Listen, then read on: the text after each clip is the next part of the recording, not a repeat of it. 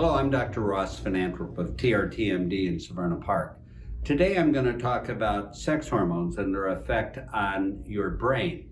Everybody knows about how hormones tend to lower as life goes on and that it has a negative effect on love life and ability and muscular activity and so on.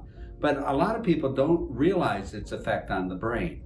Testosterone, when it falls, in oftentimes the 30s and 40s, as well as other hormones, result in fatigue, brain fog, very common concern that people have, loss of initiative, difficulty getting going, and that is often directly associated with sex hormones. People make the mistake of thinking that this is about age and that this is just something that happens with age, but in fact, this is a condition that can have a lot of different causes. It requires a lot of analysis, but it is often something that can be fixed.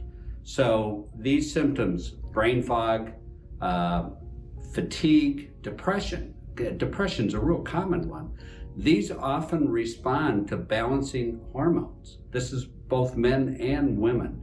So if you are having symptoms and you're passing these symptoms off as I'm getting older, there's nothing I can do about it, odds are you're not right about that, because oftentimes these things are treatable. It just requires a really thorough medical history, laboratory evaluation, and exam.